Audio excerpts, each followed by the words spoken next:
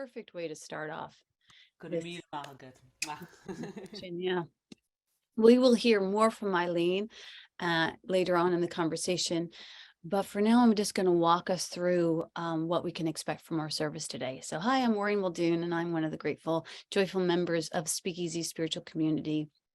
Speakeasy is where we speak easily about the limitless nature of God and of love and of life. We are here to attempt to traverse the tough and tender and truly important and impactful conversations in hopes of cultivating a greater understanding and grace in the world. We're a spiritual community with a global message, and we invite you to link arms to help us to expand that message and share that message. So if you received a reminder text today, we ask you to just take a moment, turn within, ask who should maybe share this experience with me. Just to give you an overview, we're going to be talking about the anti-hustle culture and how to live and work in greater ease and grace. So who couldn't benefit from that message? And then just think about it and just send that text out to whoever comes to your heart. Super easy. And it doesn't matter if they show up. What matters is that you played your part in being an extension of love. And it's really nice to be invited. There's a lot of people sitting at home right now looking at their belly button, Lynn, and they're like thinking, oh my God, somebody thought of me. That's all. It's lovely. So our community is a spiritual community. It's a place to engage. And the first step in doing that is to ensure that your full name is in your Zoom profile. We'd love to be able to recognize you by your name throughout service. As a reminder, our guest's name is Jadah. I and many other people sometimes have mispronounced it, so it's Jadah. Speakeasy is an incubator of awesomeness where we love making dreams come true and celebrating the very best of who we are capable of being. So here's a summary of our service today. We have Mari, who will be sharing invitations and announcements of classes that are coming up. We have followed by Bella Beth Gordon, who will be doing a beautiful prayer meditation to help us center. And then we have the pleasure of having our talk given by our guest speaker, Jadah Sellner. Afterwards, Mari is going to come back on and do a community offering. Because we exist on the generosity of our community members, we really thank you for playing your part and taking the opportunity to make a donation today. Your generous donation helps us to bring spiritual teachers and leaders and artists and speakers and musicians to our community conversations. The giving link will be in the chat. And then finally, after that, all of that, we have our special sauce, which is the conversation, where we ask you not to leave your brains or your beliefs or your backgrounds at the door, that we don't have all the answers, but we really love the questions and we love talking about the possibility. So now that you have a roadmap of what to expect in the flow of our service, I'm going to pass this over to Mari for announcements.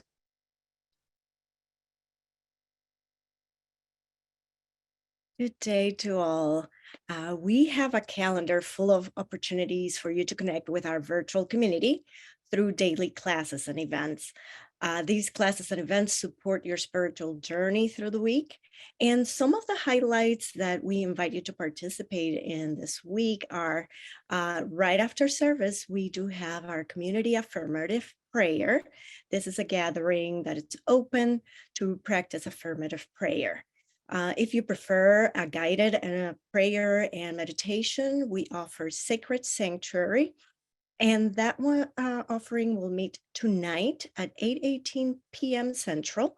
And it also meets on Thursday nights. That prayer and meditation is focused on world peace. Later today at 3 p.m. Central, we have Culture Club. Culture Club is welcoming Dr. Reverend Vionella Van Austin. She will be leading this wonderful conversation and the book that they're working on right now. So join us for that. Even if you're not reading the book, you can always jump in and it's a lovely conversation. And on April 1st, Saturday, April 1st, April's Fool's Day, we have a fun event for you. It's going to be a Fool's Guide to Tarot. This is a free workshop to help you work your intuition through tarot. The link to our calendar of events is going to be in the chat, where you can find all the times, details, and ways to sign up for all of these events, as well as in our website, speakeasyspiritualcommunity.com. And I pass it now to Mary Keenan for our mission statement.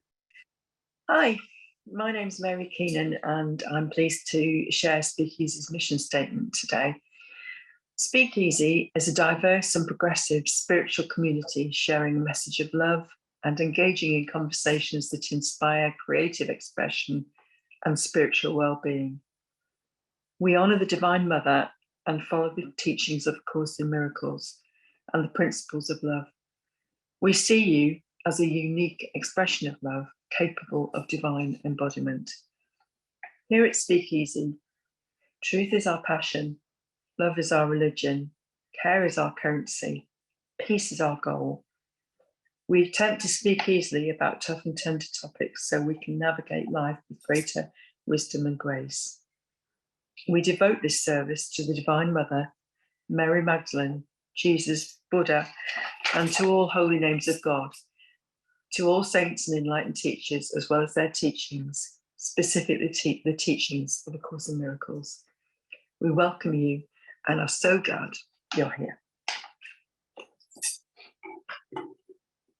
Good morning. I am Bella Beth Gordon, and I invite you now to go within and just take a breath, let go of all the cares of the day, to let go of the hustle and the bustle, and take another deep breath. And I'm so grateful as we gather together here to recognize the source of all life, the living presence of love and peace and joy. God is. Divine Mother is. I recognize the infinite wisdom and intelligence and the grace that is right here, right now. And that we are all, each and every one of us, one with this living presence. It's from this place that I invite you into just a few moments of silence to just be still with this presence of love, with this source.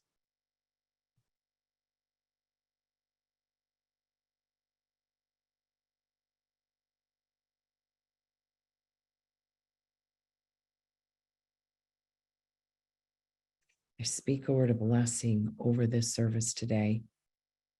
Just absolutely know that our guest speaker, Jadah, is sharing a message that makes a difference for good in each and every one of our lives.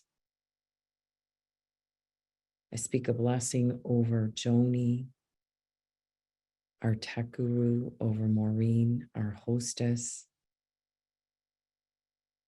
over Eileen, whose music is medicine for all of us.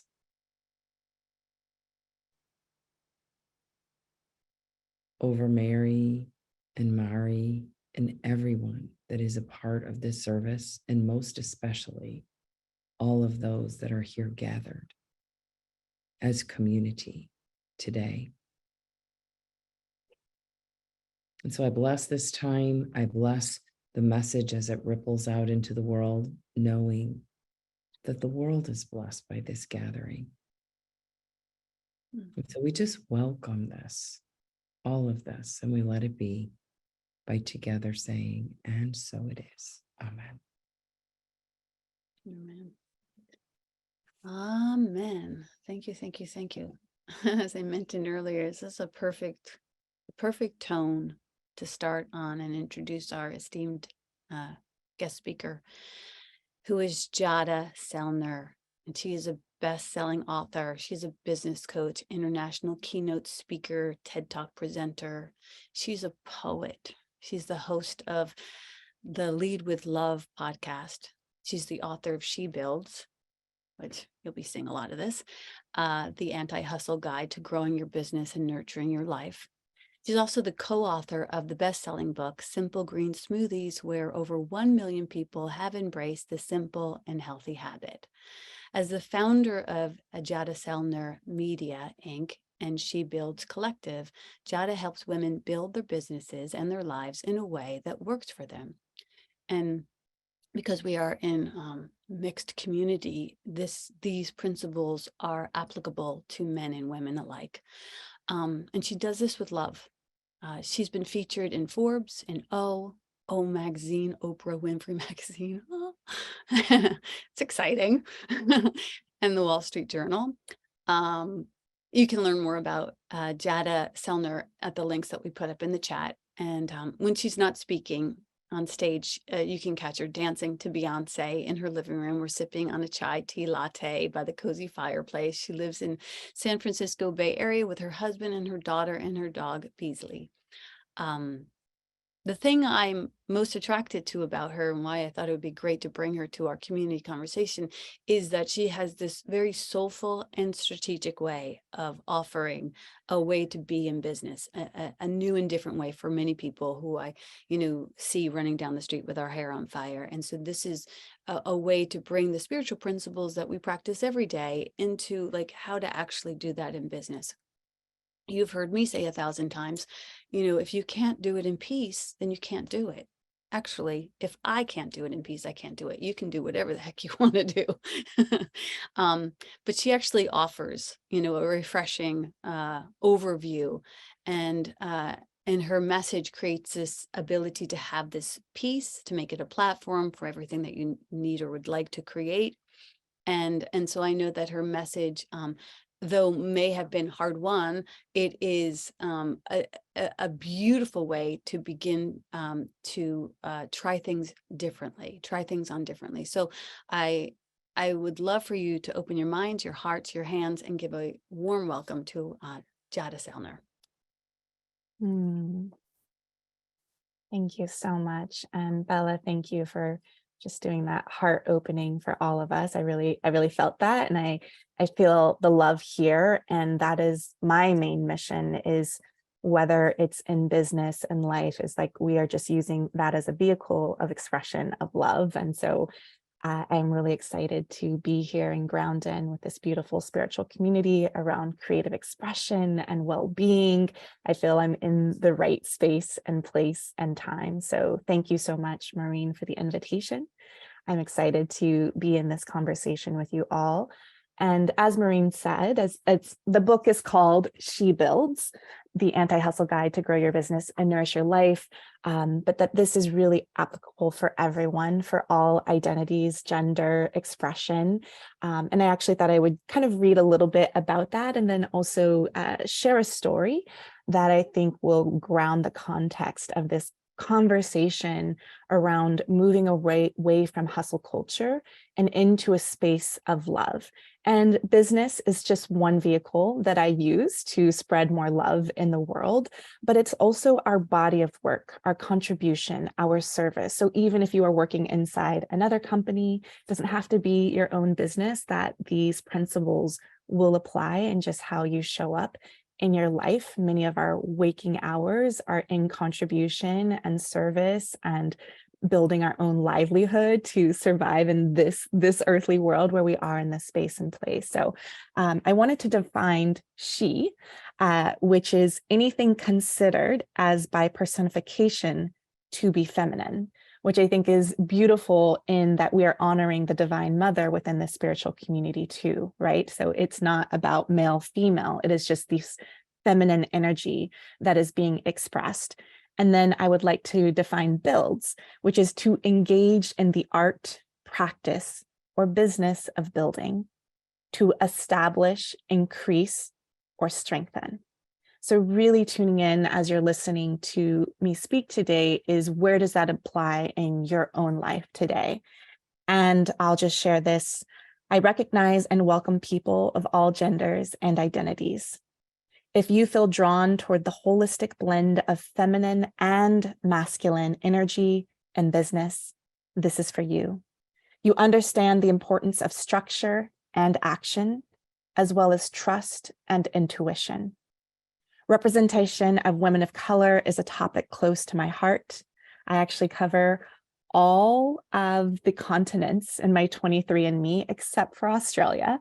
So I'm Black, Chinese, white. So really representation of diverse voices is so important to me. I wrote She Builds from the perspective of being a multiracial cisgendered woman. People who identify as women or were assigned females at birth receive implicit and explicit messages from society, social circles, and their families. I center women's stories and voices because this is what I wish I could have read when I became an entrepreneur. The beloved author Toni Morrison said, if there's a book you want to read, but it hasn't been written yet, then you must write it. My wish is that you feel inspired to share your story too.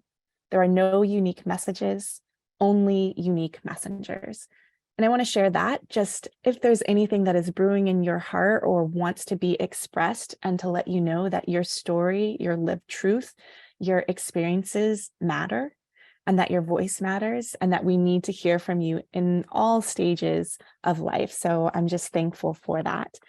And then I want to start with this, a parable that I rewrote based on Paulo Coelho's parable that he wrote about the fisherman and the businessman. And I'm curious if anyone has ever heard that parable before. Maureen, yes, awesome. And I really wrote a feminine version of this story to kind of really tap into the feminine perspective of how we build and create in the world, and how hustle culture can pull us away from our natural path, our natural desires, and kind of take us off course to where we're really supposed to be. So I just wanted to start with this story, and then I'll lead into some conversation around how do we detox from hustle culture and move away from fear into love. A wealthy businesswoman visited her friend, a yoga teacher, on the idyllic Northern California coast. They had brunch together and then walked along the beach, sharing updates about their families, their work, and their health. They sat down on a blanket where the sand met the ocean, and the yoga teacher moved her body up and down in a cat-cow position, which helped her to digest her meal fully. The businesswoman complimented her friend. Your classes are so calming and easy to follow. How long have you been teaching now? 20 years, the yoga teacher said. The businesswoman asked, how often do you teach? I host a 10-week class 4 times per year. I also lead retreats in Maui and California. Then the businesswoman asked, how many students are in your classes? 15. Do you ever think about expanding your teaching practice to serve even more students and make more money? You are such a gifted teacher, and you could be doing so much more with your talents. The yoga teacher replied, my 2 retreats and 4 sessions make enough money to pay for my home close to the beach and provide for my family. I really love where I live. It's a small town with no traffic, lots of space and nature. Life has a so slow pace here. The businesswoman stared out into the ocean. So if you only work a few months out of the year, what do you do with the rest of your time? The yoga teacher sat up straight. That's the best part. I make my kids lunches in the morning, walk them to school, do my own yoga practice in my sunroom, have lunch at home with my husband, rest in the afternoon, snuggle with my dog, write a few pages for the book I'm working on, take my kids to their after-school activities, and then walk into town to meet with friends, where we laugh and share our dreams over kombucha and wine. The businesswoman pulled out her phone and punched numbers into her calculator. She said, that all sounds great, but you could reach so many more people by systemizing your business. I can show you how to do it. First, you increase your prices, then you increase your class sizes, then you add more classes to your schedule. Then, with the extra profit from the classes, you'll move to a more populated city so you can maximize your reach. You can lease a bigger building to teach your classes and hire a studio manager. And with the money from the bigger studio, you can train and certify teachers, open even more studios, license your IP, and franchise your business. You'll travel the world to train other teachers in your model. If you want to add even more profit to your bottom line, you can create an online yoga course, hire a social media manager to build your following, and do brand partnerships. You'll be making money in your sleep. The yoga teacher ran her fingers through the sand, then said, I could reach a lot more people and change a lot more lives. How long will this take to expand my business in this way? Scaling your business would take about 20 years, working about 80 hours per week, the businesswoman replied. And what happens next? Asked the yoga teacher. The businesswoman smiled. That's the best part. You'll come up with a strategic plan to exit your company, sell it for a lot of money, and never have to teach again. You'll have so much money you won't even know what to do with it. And then what happens? The businesswoman replied, and then you can retire and move to a small town near the coast, visit your kids in college, do your own yoga practice in your sunroom, have lunch at home with your husband, rest in the afternoon, snuggle with your rescue dog, write a few pages for your book, and then walk into town to meet with friends where you laugh and share your dreams over kombucha and wine.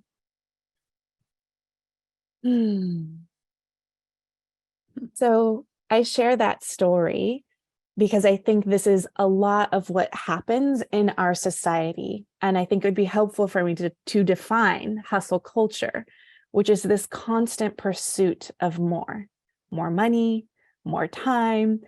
We need to become more of who we are. And it really puts us in this space of not enough. I'm not doing enough. I'm not making enough. I'm not growing fast enough. I am not enough.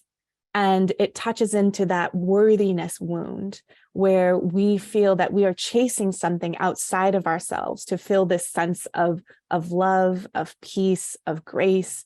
And so I want to flip that on the head to allow us not to lead into this hustle culture that leads us into burnout, overwhelm, where we feel depleted.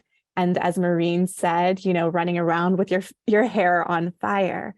And I think it's important to acknowledge that we are holding a lot of pieces. We are holding space for a lot of people in our life.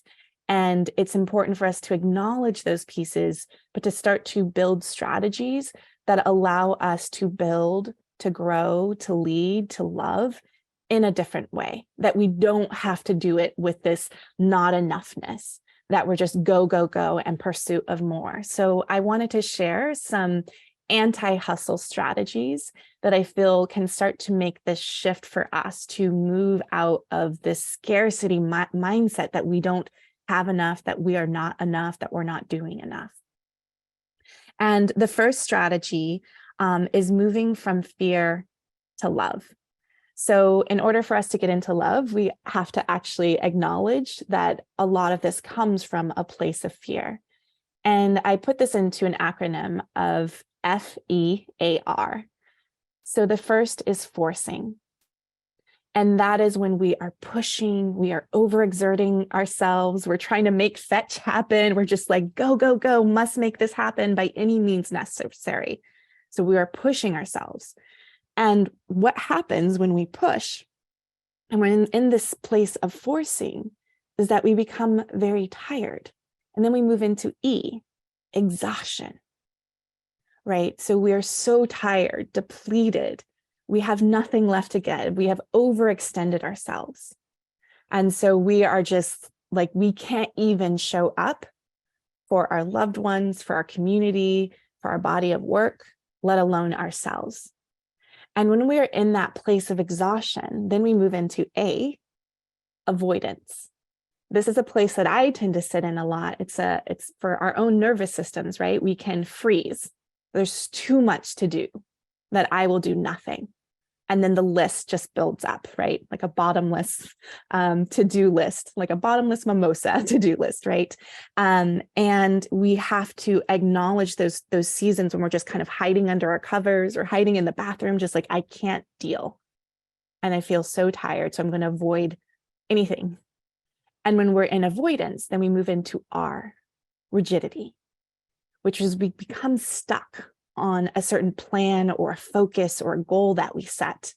And we seem to not be able to get ourselves out of there, right? So when we are stuck, it's like, I committed to this plan. I said I was going to do it in this timeline. And we are then back into forcing, right? Being stuck in this cycle of fear, forcing, exhaustion, avoidance, rigidity. So we need to move from fear into love. And that's LOVE. Lead, optimize, visualize, and expand. And this is really how I designed my book. So it's a sneaky way, using a business book to just sneak in more love into the world. And lead is about leading from the inside out and being able to really define what is enough for you. What is that definition of success for you from the inside out, creating a vision that pulls you forward, doesn't overwhelm you or exhaust you? And something that I say is to not put a timeline on your dreams, put a timeline on your actions. So even as you are in the pursuit of a dream, a goal, a vision, that you are doing it from a place of joy and enjoyment, right? That we are enjoying the journey of growing and figuring things out versus trying to get to the end. Because what happens is we set a goal and then we just move the goal post further ahead of ourselves, right? So we're actually never arriving. And so we have to shift the way that we show up and lead within our own life and our body of work and how we contribute to the world. And then there's O, optimize.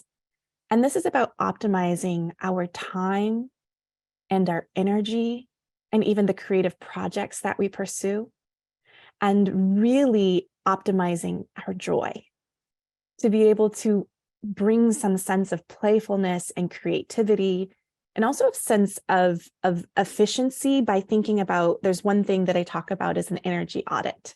This is a great way to optimize joy in your daily life and in your work, is doing an energy audit. And you might even think about this in your moment right now, is what gives me energy? So even looking back at the past 7 days, right? We're at Sunday today, and just kind of taking a moment, even like brainstorming a few activities and things that you did over the last 7 days, and asking yourself, what of these activities actually filled me up, gave me more energy to want to show up in the world?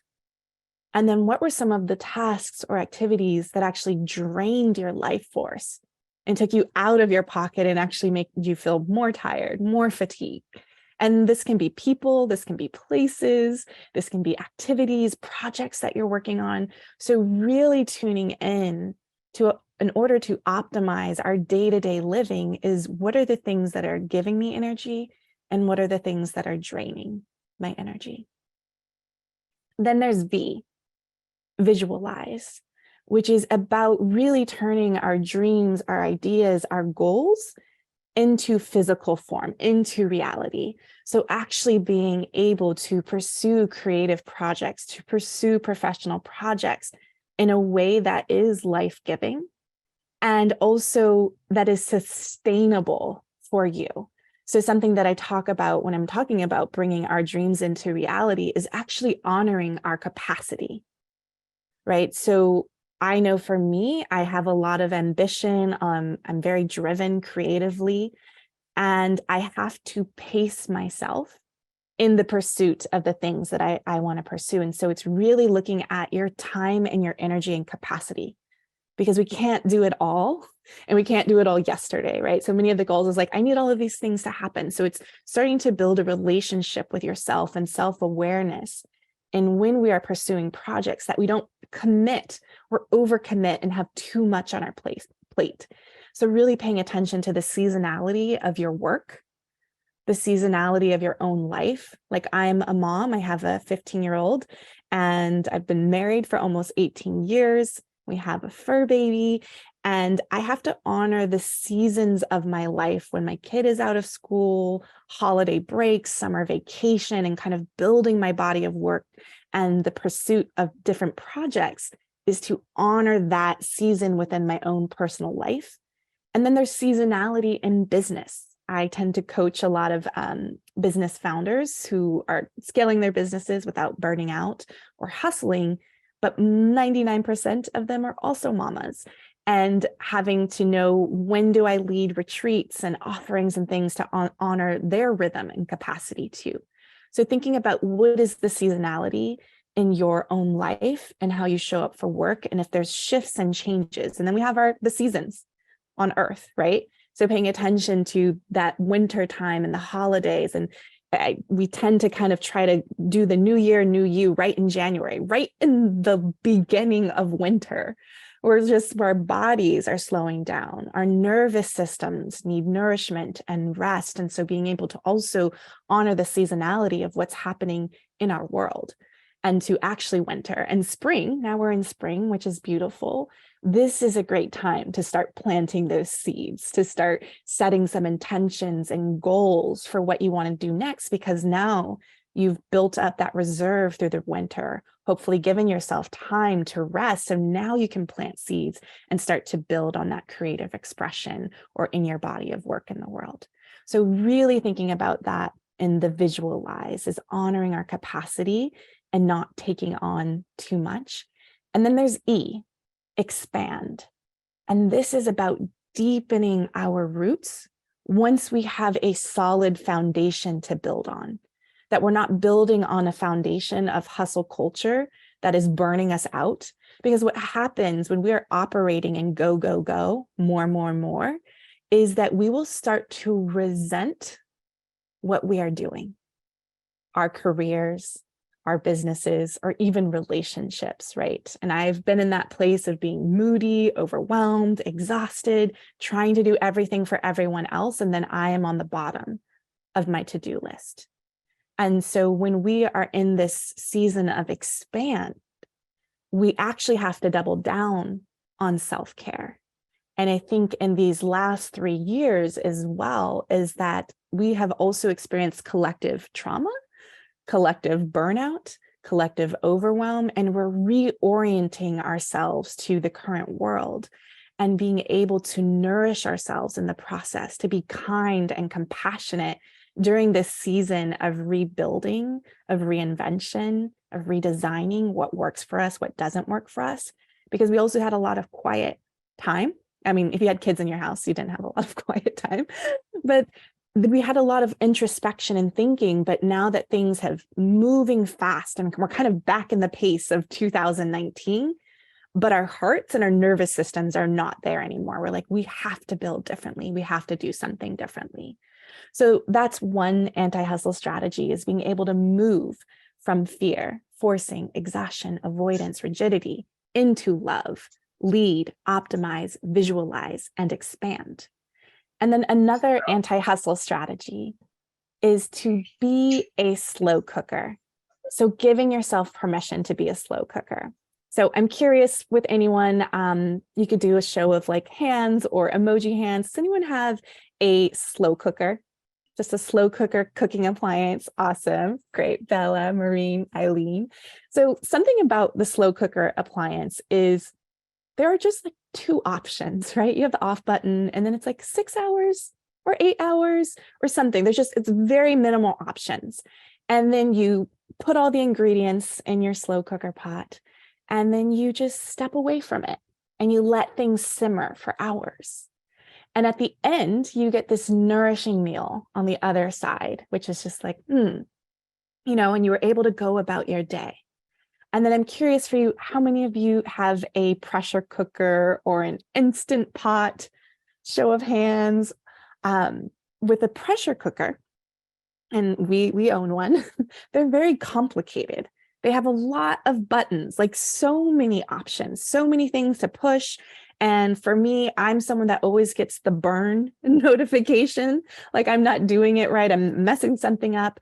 But with a pressure cooker, you have to actually, the steam has to come out, right? There's this like big release, but you get your meal so much quicker, right? It's the same result. You have a nourishing meal on the other side. It just happens quicker and faster, a little bit more complicated buttons, might get a burn notice or burn out, right? So I look at us we could be operating as pressure cookers in our businesses, in our careers, in our lives of complication, but you get a really fast result, and you might feel like you're doing something wrong. Or we can give ourselves permission to be a slow cooker, where we allow things to simmer and rest, and then allow things to be more simple and slow. And so that's just like kind of a mindset shift. Am I operating as a pressure cooker right now? Or am I operating like a slow cooker and allowing things to simmer? And neither appliance and neither way of being is right or wrong, but it's just paying attention to, am I intentionally choosing in? Because there are seasons when we are going to have to push, or even, as you would say, hustle, right? Our creation, there is sometimes effort and an extra level of energy. Even in writing She Builds, the book, I had to put in more effort. I had a timeline to follow. But when I wrote my first book, Simple Green Smoothies, I was actually a walking paradox in writing this manuscript with my co-founder and friend, Jen Hansard. And I was hustling to write a health and wellness book, and I burnt out. I remember I was up for over 24 hours working on this manuscript to help other people make healthy choices and feel a sense of well-being in their bodies. And I was in my yoga pants and my clothes from the day before, and watching my daughter walk out the door to school at 8 a.m. And I still hadn't gone to sleep yet because I needed to make the deadline. And I needed to shift that and do something differently. So when I wrote She Builds, I knew that I had to write it and embody the anti-hustle way. And so one of the things that I did as I was writing that book was I asked for more time. The book was actually supposed to come out in May of 2022, and it came out in November because I knew that I couldn't do what I did before. That was not working for me. It wasn't working for my mental health, my physical health. It wasn't working for my family. And I knew that I had to do it differently and to ask for more time, and also to honor my creative process. So someone that I love, Stephen Pressfield, right? He has the war of art. But he also talks about, put your booty in the seat, just like show up and do the work every day and write X amount of words. You just got to show up. And I tried to do that for several months with She Builds. I'd wake up early in the morning. I'd write from 6 a.m. to 7 a.m. Let me get like at least 250 words a day, just Monday through Friday, this rote, repetitive show up. I'm doing the work. And I felt that was being a true author, a true writer, right? That's what the professional writers say that you do. And then I decided to be more like Cheryl Strayed, the author of Wild, which I noticed she was a mama, and she would go away to retreats and kind of like go hole away in an Airbnb or a cabin or something like that. And so I decided to do that with writing She Builds, is to actually step away from my family and those responsibilities and just honor my own personal needs. And I had such a creative love affair with my book and being able to get away and just write for a couple of days at a time and honoring my own creative process, realizing that I am an immersive creator. And so really paying attention to your own self and your own life. Are you trying to push yourself to be in a box or a certain way because that's what successful people, that's the way you do it, right? That's a real artist, a real author, a real business owner. So really thinking of those ways of where you're trying to force yourself into a way that's actually not quite working for you, and finding a new path and new ways of doing things differently. So that's us giving ourselves permission to be a slow cooker and letting things simmer a little bit longer. And then the third thing that I wanted to talk about, which I mentioned a little bit earlier, is to define what is enough. What is enough for you?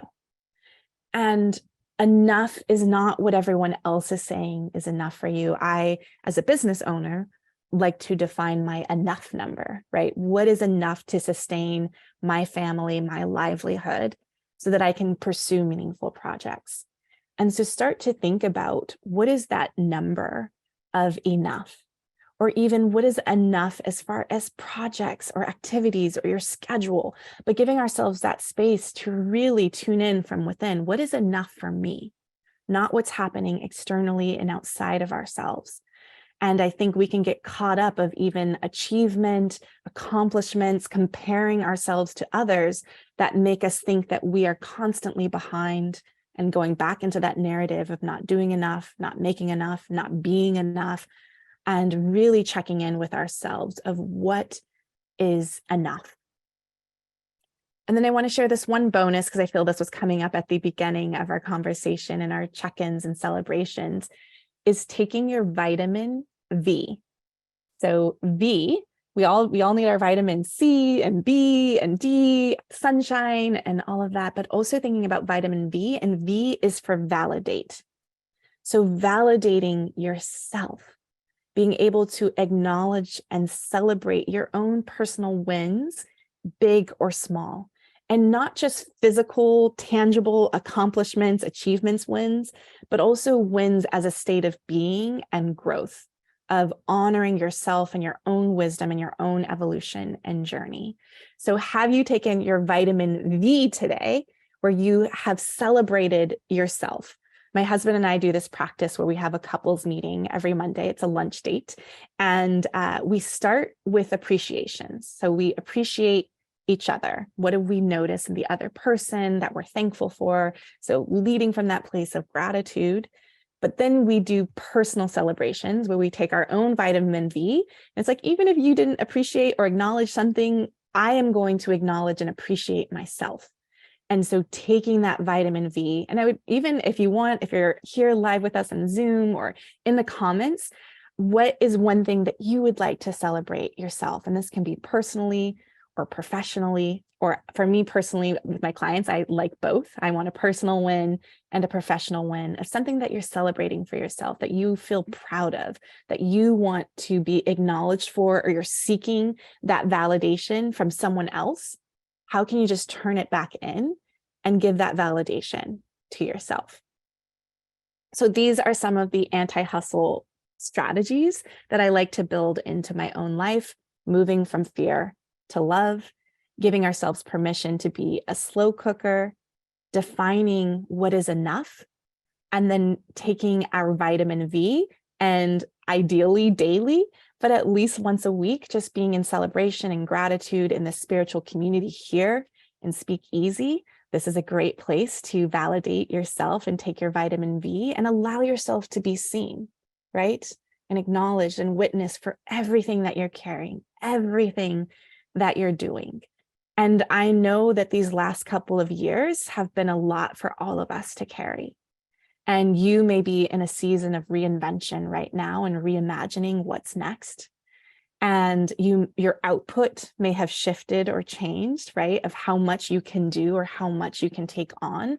And just to be really kind and compassionate to yourself. Something for me, I went through a lot of loss in 2019, and I had to slow down in my business and in my life to really honor the grief.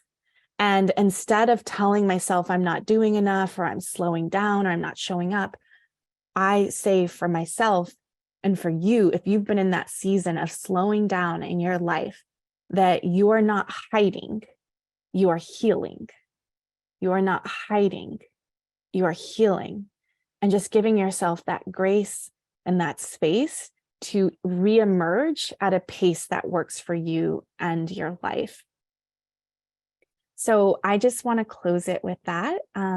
If that feels okay with you, Maureen, and I'm happy to open up space for conversation and inspiration, and just thankful to be a part of this community and this conversation. And thank you for giving me the space to share a little bit more about us doing things differently and building with love. And I think what I'll do right before closing out is just share a poem, since we talked about that very quick. This is at the end of the book. It's called For the Builders. And then we can move into the next space. This is for the builders, the bold ones who speak their dreams out loud and continue to face failure. This is for the difference makers and the imperfect action takers. This is for the visionary rule breakers, the wild ones who dream a better world and believe in something greater. This is for the movement starters and the trailblazers. This is for the daring creators, the resilient ones who pave their own path and trust life's flow. This is for the answer seekers and truth speakers. This is for the courageous leaders, the brave ones who won't give up and surrender when it's time to let go. This is for the movers and the shakers. This is for the freedom chasers, the unapologetic ones who are unshakable and have nothing to prove because they are enough. This is for the builders who build with love. Yeah, yes. It's so wonderful to have somebody come on who you have a girl crush on, and then they just hit it out of the ballpark so far that you're like, okay, we must get married now. So I hope you're okay with sister wives, because it's happening. I have so many things to share and to ask you about. But first we're going to go to Mari and then to Reverend Vianella if she's here to give us a pitch on Culture Club. One of the things I definitely want to ask you about is that that acronym for fear. You know, when you talked about avoidance, I don't go to avoidance, I go to anger. And I thought it was sort of interesting to think about the spectrum of and it maybe anger is avoidance because I'm no longer present, that's for sure. So we're going to come right back for the conversation. I'm sure you all have a ton to share, and put your hands up if you do, and we'll hear from Mari. Thank you. Yes, Speakeasy is a non-for-profit virtual spiritual community, and we exist on the generosity of our community members. We thank all of you for playing your part and for taking the opportunity to make a donation for today's daily bread. Your generous donations help us to bring spiritual leaders, artists, and speakers like Jadah to Sunday service and keep these important conversations going. So if you were spiritually fed by today's conversation, I'm just going to invite you to go within and just see what is there for you to share. No gift is too small. The donation link is going to be on the chat. Otherwise, you can also find it at Speakeasy, spiritualcommunity.com. And today I bless any financial contributions you make to Speakeasy, and may they expand for you and keep you in the flow and be all multiplied. And I pass it back for our conversation. Thanks, Mari. And if we could put Jadah up, and if we have Reverend Vianella, if you're here, awesome. Let's put yourself on camera and we can hear the invitation. Good John. morning. Can you hear me? Yeah. Are you on? Is your camera on? Yes, it is. Okay. We'll find you. Join you. Okay. Good morning, everyone. My name is Reverend Dr. Vianella Von Austin, and this is an invitation for a powerful interactive discussion of My Grandmother's Hands. It is a consciousness raising book written by Resmaa Menakem. And it is not only about the physical manifestation, but it's the energetic manifestation and the cultural manifestation of trauma, through bias, through a past culture that has never served us, but obviously at this point does not serve us. It is about having conscious conversations about not just our history or her story, but our intention to be aware to live in a loving global community where the recognition of how we have been is now at a limit where it is not where we can, how we can no longer can be at this point. So this is a conversation of personally becoming aware, spiritually aware, and being a part of the spiritual evolution of humanity by starting with us. It is not a conversation of blaming or shaming or judging. It is a conversation of intentionally, powerfully standing in our own awareness and growth as humanity.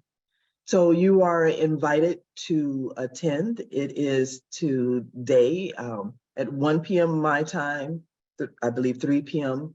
where you are, and 4 p.m. Eastern. And it is a powerful conversation based on the writings of this author, his observations, his personal life observations through his family, his culture, his professionalism. He is a doctor in psychology, and to lean in from our personal awareness and live as a loving community consciously out loud. Thank you. Thank you, Dr. Reverend Vianella von Austin. And I apologize for not giving you a proper introduction, but That's this okay. woman is on fire. She's taking over for Reverend Celeste Frazier, who took over her pulpit in Washington. And we're just so blessed to have you. We got to see her and meet her down at the celebration at Unity Community, the Unity Community Conference that we had, and we got to see her presentation. And I'm just very grateful for you hosting this necessary conversation. Everyone should be there. That's all I have to say about that. So thank you. Thank you. God bless. I'll see you in a little bit. Okay. Have a blessed day. All right. So we have a lot to talk about. So we have a lot of hands up. Let's just go to the hands because I could chat your ear off. So I'm going to put up, Amber, if you put your camera on, we can add you. It looks like you're up first. Or not. You can just speak if you don't want to put your camera on.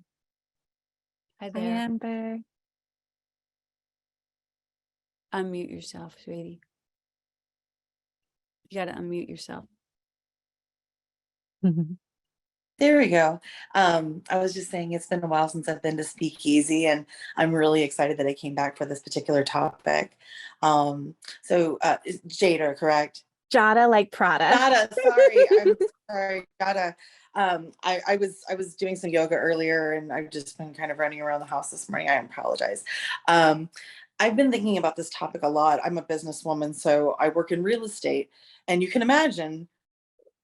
I mean, the hustle mentality it's everywhere. It's everything. It doesn't matter who your coach is, what brokerage you're with.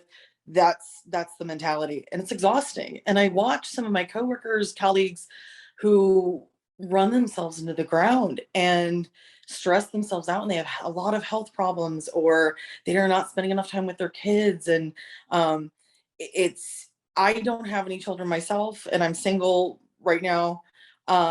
So for me, like, I can focus a lot on my business, and I would beat myself up and go, well, you don't have any children, you don't have this, you don't have that, like you've got a lot of freedom, like you could be working triple the amount of what they're doing. And then I, would beat myself up. And I found this place where I realized, like, that if I just, I don't put that pressure on myself, and I wasn't sure how to put it in words because it was almost taboo to think that way. Yeah. And I wouldn't bring it up with anybody, because then it would look like I was being lazy or something. Yeah. And Yeah, so when you spoke this morning, it was so refreshing. And I just was absorbing everything you're saying. I'm gonna go get your book. I don't usually read like paper books, but I want to go get your book so bad. Do you It's on have it on Audible. audiobook? It's on Audible too. Fantastic. Yeah. Awesome. Okay, great. I will definitely be downloading it on Audible because it's so wonderful to hear somebody courageous enough to think like that opposite of what I've been taught, and saying, hey, there's another solution. And just thank you for doing that. Thank you for putting that out there. And I can't wait to read your book. Yeah, thank you, Amber. And I just want to add a little bit to what you're saying, especially for your peers and colleagues that you're seeing, is sometimes when our ambition is we're kind of chasing the pursuit of something and we see that we're missing out on things that we're saying matter to us, there can be a lot of guilt and shame that we're not spending enough time with our family or our loved ones.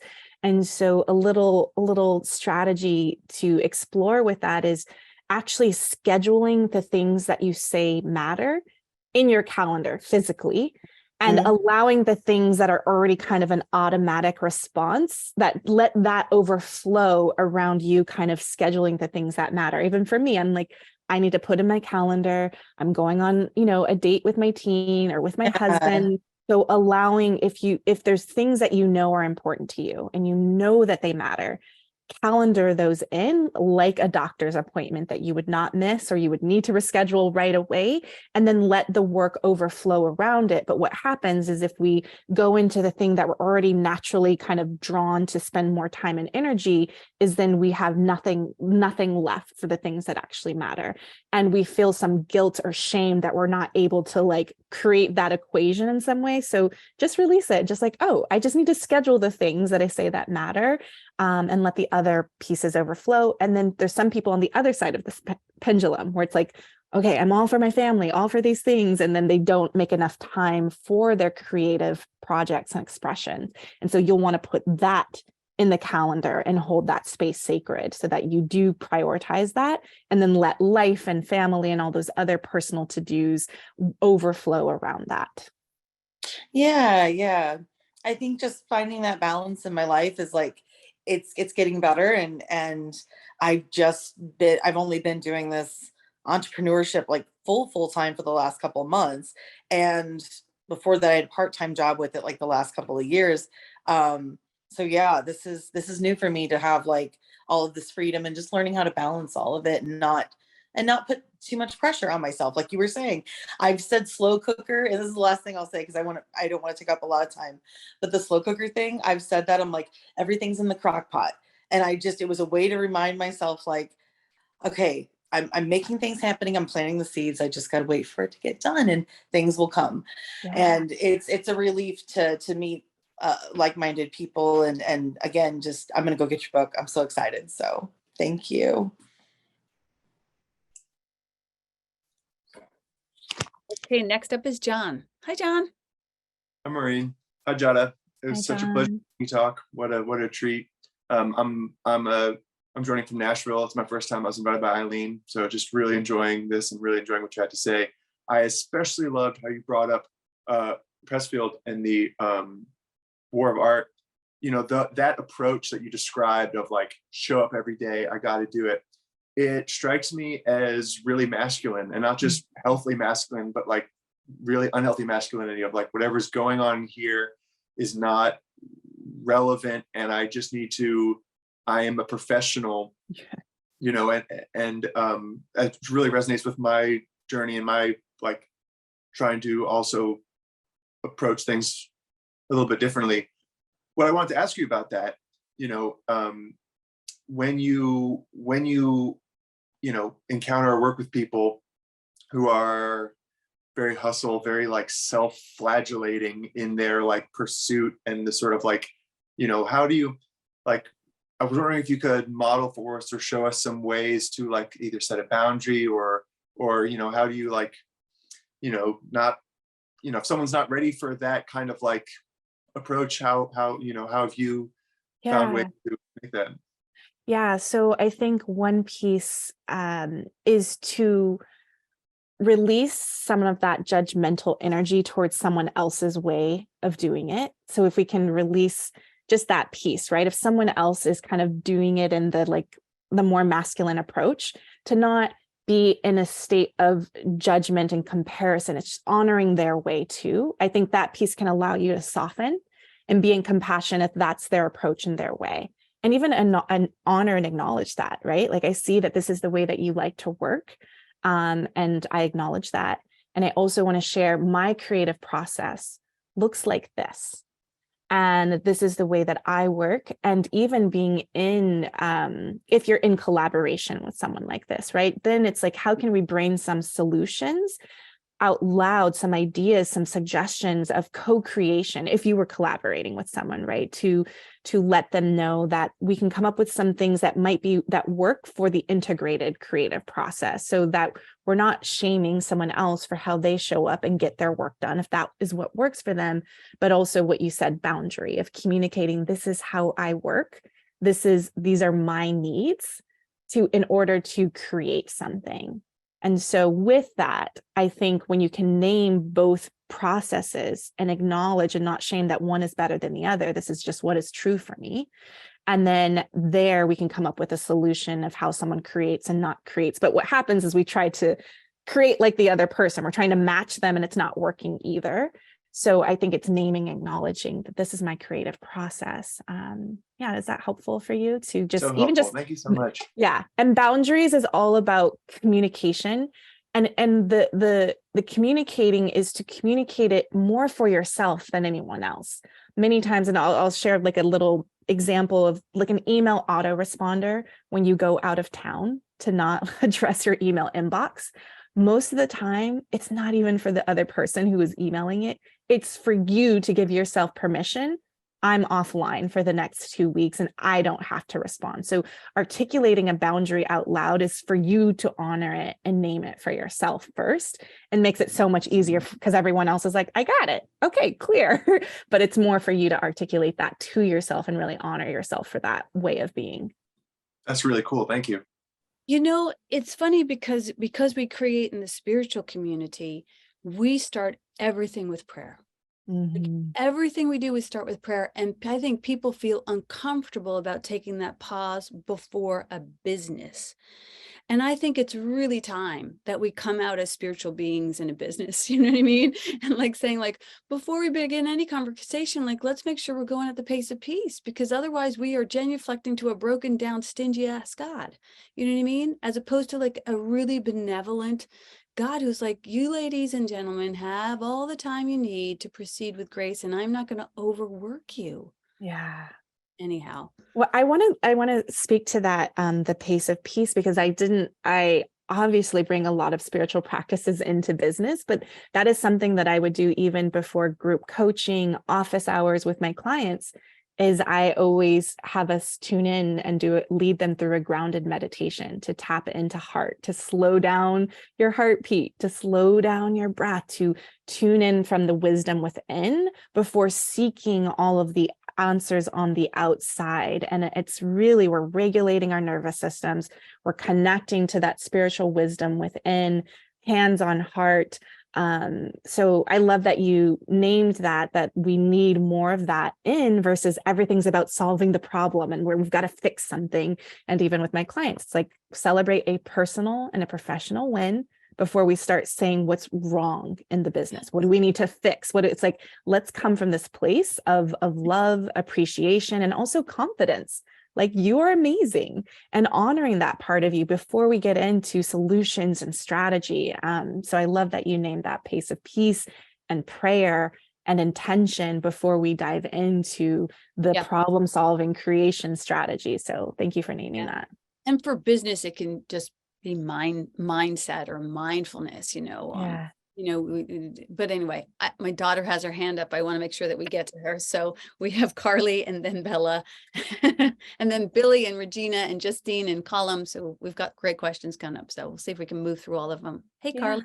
Hi, Jadah. Thank you for coming today. This is just so brilliant. And of course, I love the hat and fell in love with you the minute I saw that.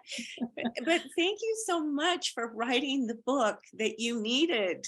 I mean, that is just such a brilliant, beautiful, beautiful thing. And I guess my question is, and the Course in Miracles has helped me a lot to be able to come from a place of wholeness when I begin things, but I know I am enough is an internal thing. And actually the validation helps that. But you really have to trust when you're willing to go off on the skinny branches of life and do the slow cooker. Are there things that you do to develop trust as well in the midst of, because I can do it for a while and then I freak out. Yeah. So Thank you. First, I also want to name my husband he reads A Course in Miracles every day in the morning as his personal practice. So I just love being in this community. Maybe we need to have him come back and do a talk. You're huge. Yeah, he's a musician and works like early childhood education, but he's also just a lifelong learner. So in chapter 4 of my book, I talk about gathering your support squad.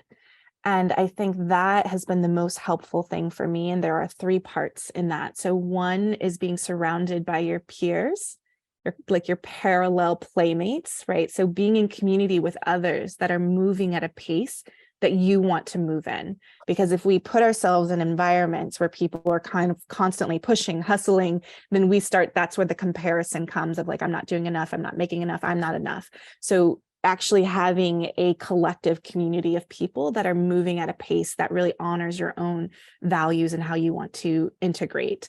And then the other piece is having a mentor or advisor or guide or someone who can kind of for you to lean on and access those points, knowing that there's another way to do it. So that can be very helpful too. And that can be a mentor from afar, or you just leaning into A Course in Miracles, right? Like as that daily practice or daily read, just like let that just pour into you and remind you of the enoughness.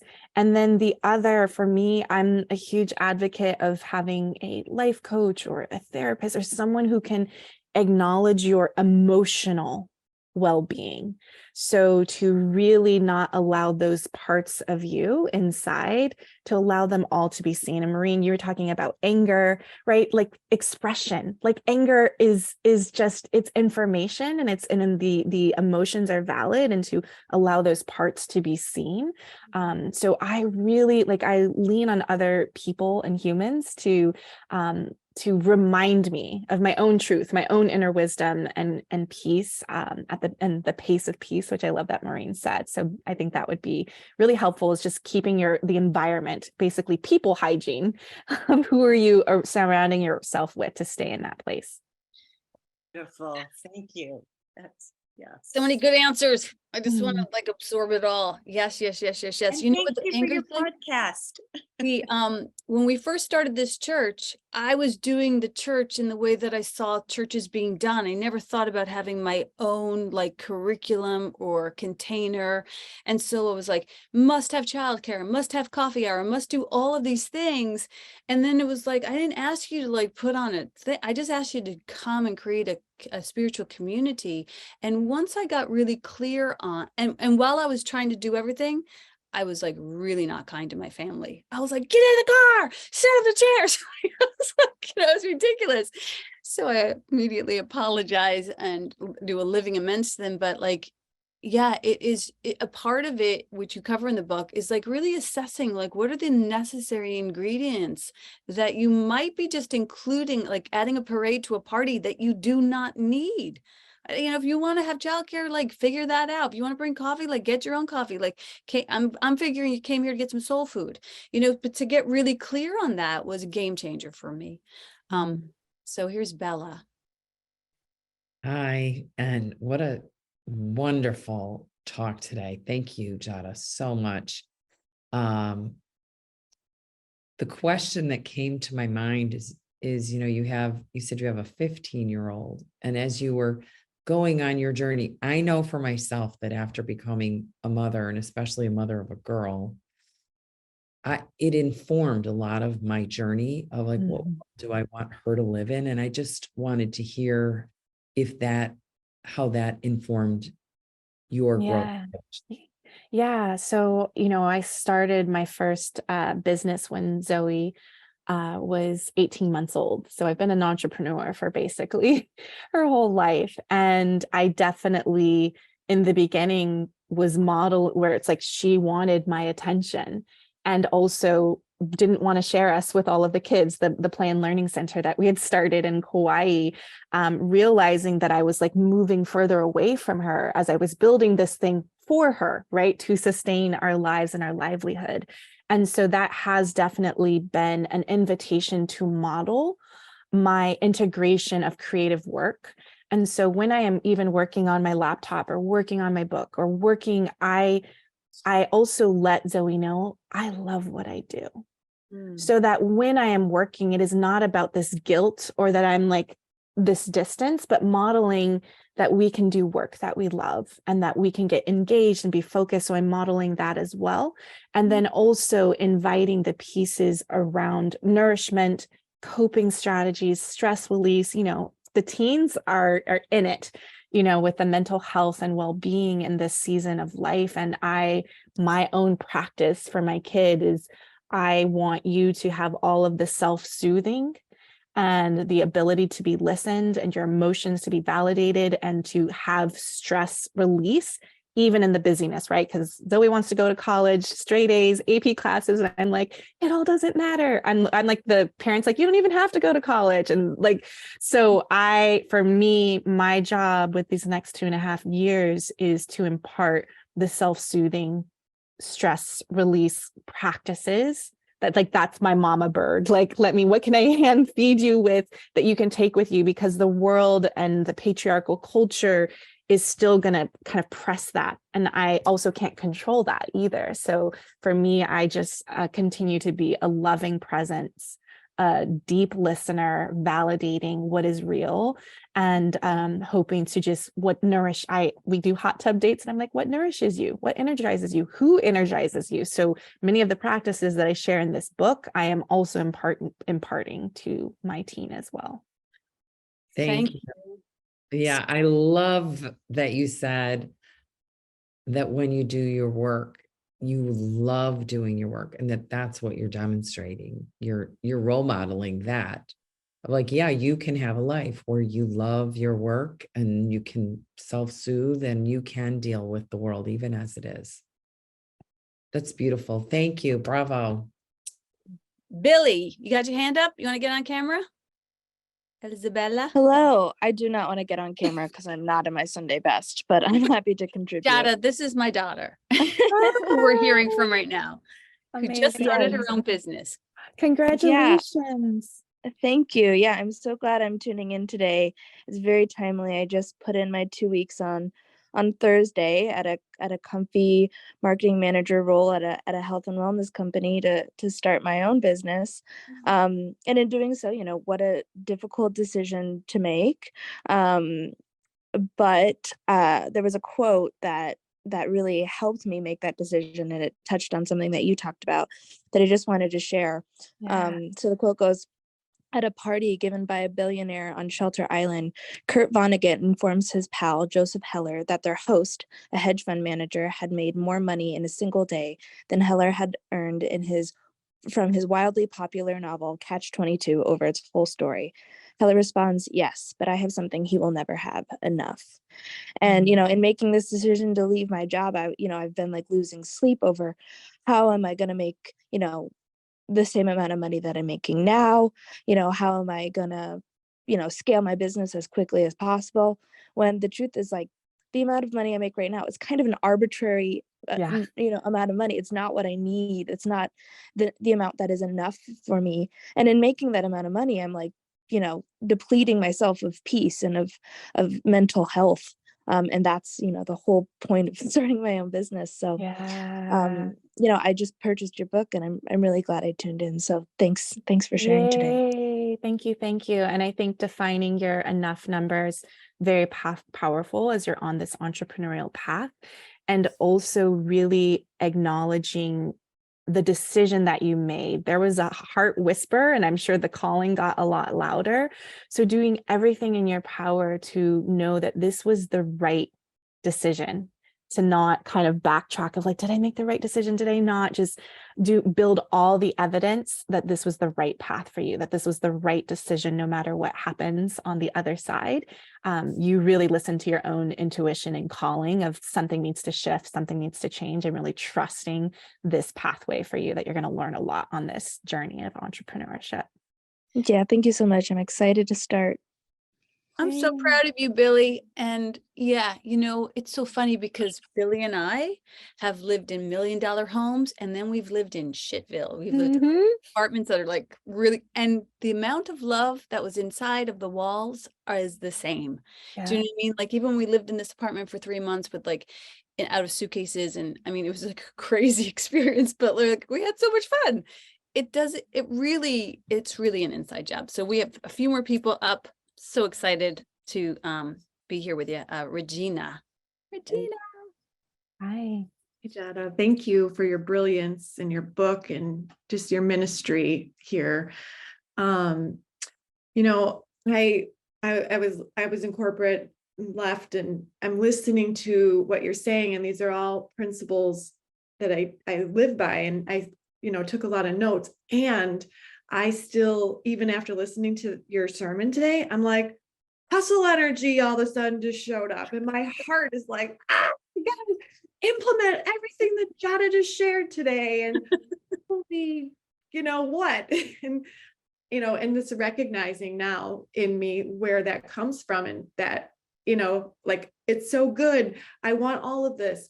So going into the question, because what I see is we need to, one, detox from hustle energy, especially living in a corporate world and then exiting to be an entrepreneur. And there's so much messaging out there for entrepreneurs. Yeah. Uplift your business, grow, grow, grow. And this is like the soft whisper that's coming in. And I'm hopeful to be one of those messengers of it with you, that this is actually the divine way to go about it. And so, do you have any thoughts about that, and just like either helping others as an entrepreneur in that space, or just like the way that you kind of detox from it yourself? Yeah. So I think one piece is really getting clear on what your vision is for your whole life, so that we're not just creating a vision for the business, but a very integrated approach, and really knowing what that is for you. And then I would say the part in chapter 8 where I talk about building your quarterly plan, because it's also not always hustle energy, right? It's also visionary ideation. You're in relationship with the muse. There's a lot of downloads and excitement, and we have to give a home. So in that quarterly planning process, it's also giving yourself space. I call it a dream bank. Fill your dream bank. So write all the ideas down, acknowledge them. They're here. They want to play with you. Give them a little home on paper. But then you have to go into the next step of starting to see, what is my capacity? What are my commitments? What is already on my calendar? What do I have space to do? So it's like whatever you heard from today, then start to look at kind of quarter 2 as we move into April, May, June, the spring energy, which is very vital. Like there's a lot of like, all right, we're out of winter, let's go. So you have to really look at kind of like, what are the 1 to 3 things that you want to focus on, which I call VIPs, very important projects. And if you don't have a lot of team to lean on, I'm like, one thing for your business, and then one thing for you that you are filling and sustaining yourself in the process. So, and then you can say the next thing that I have is like, I'll do that in quarter 3 in the summer. I'll do the next thing in quarter 4. So it's kind of creating a tempo and pace that you'll get to those things, but not at all the same time, but give them a home. Allow them to be seen and acknowledge the dreams, the ideas that are downloading. But then once you start to look at your calendar and your commitments, to not overextend, overcommit, and have all this responsibility. So just pacing yourself with the ideas. And that helps really big ideators, visionary thinkers kind of have a little bit more space of where to focus and not try to do everything at once. Love that. Thank you. Thank you so much. Yeah, it's interesting. Regina and I have a program called Regal Mogul, and it goes with the Celebrant program. And it's where, like, in a lot of churches and spiritual communities, they have like a practitioner program, but they never teach you how to bring that into the marketplace and bring your voice into the marketplace. So we're, actively, attempting to do that. And in some ways it's like so far from the hustle culture. It's like, no, you actually have to get out there. Yes. And figure out you didn't just get this license so you can sit around your house and like be spiritual. You have to like go. So anyhow, Colum, good to see you. Thanks, Maureen. Lovely to be here. Jadah, Colum is the name. I'm zooming in from the Midwest of Ireland, beautiful place called Killaloo on Lough Derg, beautiful part of Ireland. Anyway, lovely to be here. And I'll tell you, that was fantastic. I've just got your book on Kindle, by the way. Oh, yay. Because I'm absolutely the anti-hustle guy. But here's my problem. I'm turning 60 next Thursday, right? Which I'm very excited about. But I am turning 60, but I've given the last 20 years to building that business that you were talking about. Because back then I was told it was all about the hustle. Yeah. And now I'm completely the anti-hustle guy. So just wanted to applaud you, really. There's so much that could be said, but I'm conscious of time. I think your figuring out your enough number is key. I'm downsizing everything about my life these days. I'm so proud about how little I spend and how little it costs me to live. So I'm absolutely the anti-hustle guy. The other thing that you said, and there's so much that could be said, but you did say, you were talking about your out of office email, notification. And I heard during the week that Napoleon apparently didn't even open letters for 3 weeks because by the time he opened them 3 weeks later, most of the stuff had resolved itself. Yeah. And I just think that's wonderful. So, so come here. I just wanted to say thank you. I'm absolutely going to follow your work.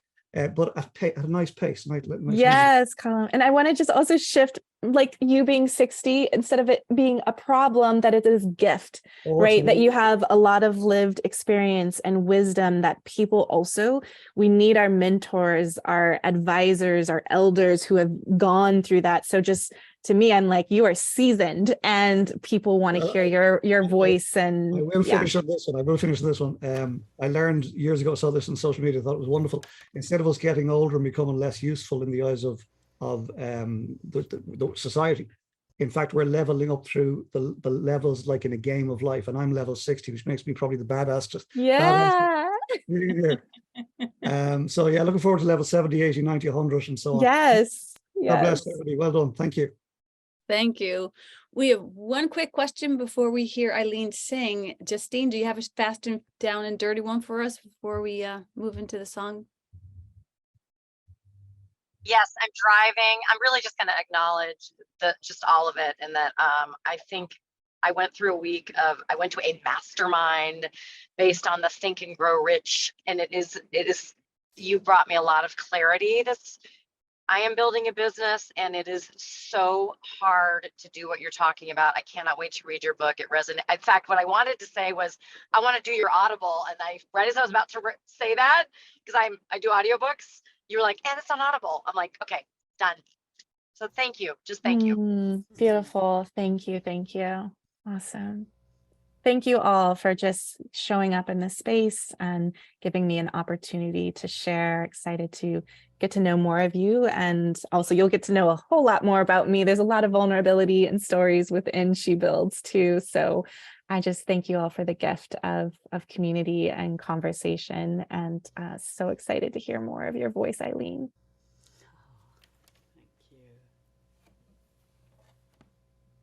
Jadah has her podcast. She has all ways to follow her. Definitely get the book. We're doing a book club at Speakeasy. And we'll be doing that on the first and third Sunday of the month at 3 o'clock at the opposite time of Culture Club. So you could come every Sunday at 3 o'clock and get, dip into an important book. So we're grateful to have you, have you had to, gotten to meet Jadah. And I know that this is going to ripple out for a long time. There's a ton in her book. There's no way we could cover it all. We just scratched the surface. So anyway, we'll go deeper. Thank you. And we'll pass this to you, Eileen. Rock it, rock my heart, Rapupadian. Gurki peri paya, Kaja Suvarian. O apedeyalo manona vasarian. Sadhana kasanga bavlajalatarian. Sadhakaninda kadushka kin mai bidarian. This is Saibiki Teka Nanakamane Mai. Just a simmerata suka hoy Sakala duka jai. Just a simmerata suka hoy Sakala duka jai. Echt le kjon na krilla, echt le kjon na nein, echt le kjon andura, echt, echt, echt, echt le kjon anguiha, echt le kjon sper, echt le kjon am basti, echt, echt gale, echt le kjon am tinha, echt le kjon akrien, echt le kjon am talav, echt le kjon am krien, echt le kjon am pasti, echt le kjon achri, echt le kjon spirit, echt le kjon nashi.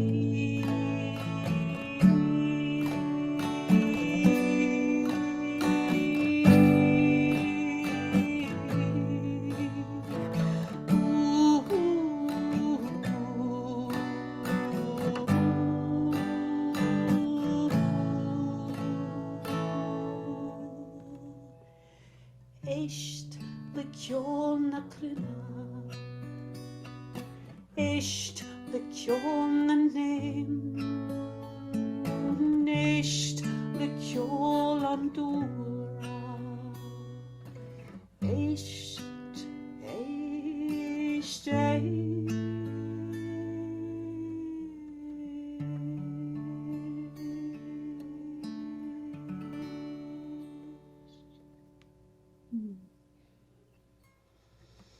Thank you, Eileen. Thank you, Jadah. Jadah, oh my God, after all of this, come on, get it together, woman. Jadah, thank you so much. We will be reading your book. Maybe you'll come back. The door is always open. It's just, you've made a huge impact on my life and on the life of this community already, without some of them even cracking the book yet. So who knows what's going to happen after this. So thank you. I just wanted to let everyone know that next week we have a talk on Mary Magdalene that I'll be giving. The week after that, we have Derek Walsack, who was a PEO, prisoner of war, as a child, and he's going to give our Easter sermon, and he is amazing. I just can't believe he's going to be here for that. And then we have Mia Sarah, who will be sharing with us a sermon on the shadows. She has taken over bringing in international speakers, and she's going to kick off that series. So Mia Sarah on the 30th. So we have some great speakers coming up, and hope that you'll continue to be with us and share the message. And God bless. Thank you. Have the best day. God bless. Bye.